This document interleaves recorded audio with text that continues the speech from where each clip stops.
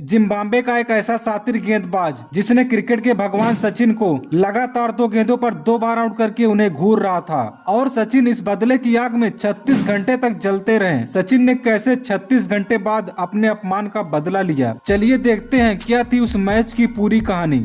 31 जनवरी 1995 ये वो दिन था जब जिम्बाब्वे की टीम में 18 साल का एक ब्लैक इंसान शामिल होता है जिसका नाम था हेनरी ओलंगा। ओलंगा का पहला मुकाबला वर्ल्ड चैंपियन पाकिस्तान के टीम से होता है। ओलंगा ने अपने पहले ही मैच के पहले ही ओवर में 1 विकेट ले लिया। इस मैच को जिम्बाब्वे ने तो जीत लिया, लेकिन इस उभरते हुए तेज गेंदबाज पर थ्रोइंग का आरोप लगाकर इसे इंटरनेशनल क्रिकेट से बैन कर दिया गया। उसे अपने बॉलिंग एक्शन को सुधारने के लिए बोला गया। ओलंगा भारत आकर चेन्नई के एमआरएफ बेस फाउंडेशन में अपनी बॉलिंग एक्शन को ठीक करने में लग गया। उन दिनों चेन्नई के ग्राउंड में सिर्फ एक ही नाम गूंजा करता था,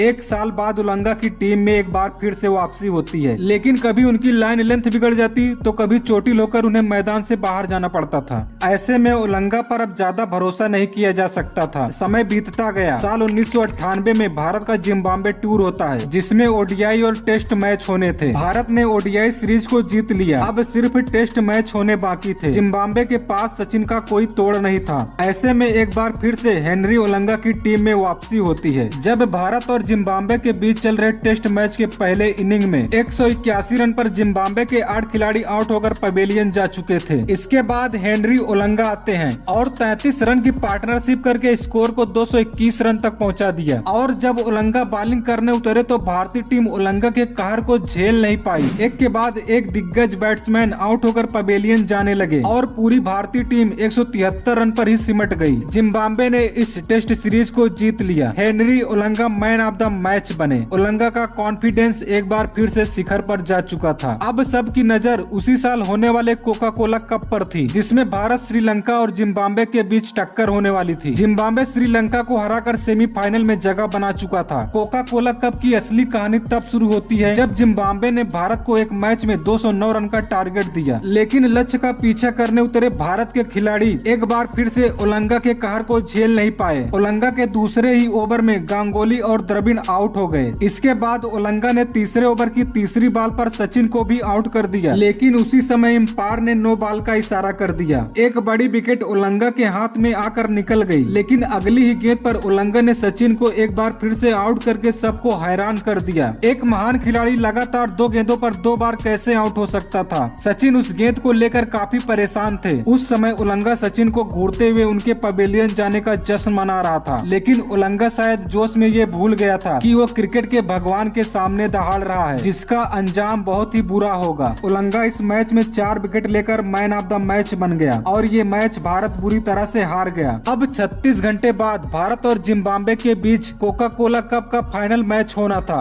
सचिन ओलंगा के उस सेलिब्रेशन से नाखुश थे। सचिन ने नेट में ओलंगा की उस गेंद की खूब प्रैक्टिस की। पूरी रात वो परेशान रहे, रात भर उनको नींद नहीं आई। उस गेंद ने सचिन को बदल कर रख दिया था। सचिन ने एक इंटरव्यू में भी बताया था, ओलंगा की उस शॉर्ट बॉल ने मुझे रात भर सोने नहीं दिया था। किसी तरह से वो 36 घंटे बीतते हैं और मैच स्टार्ट होता है। सचिन को आउट करने के लिए एक बार फिर से गेंद ओलंगा के हाथ में थी। ओलंगा ने वही शॉर्ट बॉल एक बार फिर से सचिन को फेंकी, लेकिन सचिन ने मुस्कुराते हुए उसे बाउंड्री के बाहर 4 रनों के लिए भेज दिया। सचिन ने फिर ओलंगा की गेंद पर एक के बाद एक चौके छक्के जड़ना शुरू कर दिए। मानो ओलंगा ने एक सोते हुए शेर को जगा दिया था। ओलंगा को भी महसूस हो गया था कि मैंने गलत इंसान को छेड़ दिया हूँ। जिम्बाब्वे ने पहले बैटिंग करते हुए भारत को 196 रन का लक्ष्य दिया था। भारत ने इस मैच को 30 ओवर में ही 10 विकेट से जीत लिया। सचिन ने इस मैच में ताबड़तोड़ बैटिंग करते हुए 92 गेंदों पर 124 रन बनाए थे, जिसमें 12 चौके और 6 छक्के शामिल थे। सचिन ने इस मैच में हेनरी ओलंगा को एक बात तो अच्छे से समझा दी थी कि सोते हुए शेर को बेवजह नहीं छेड़ना चाहिए। दोस्तों, सचिन की इस आक्रामक पारी के लिए एक लाइक तो बनता है। और आपका फेवरेट खिलाड़ी कौन है कमेंट में जरूर बताएं। ऐसे ही और वीडियो के लिए चैनल को सब्सक्राइब कर लें।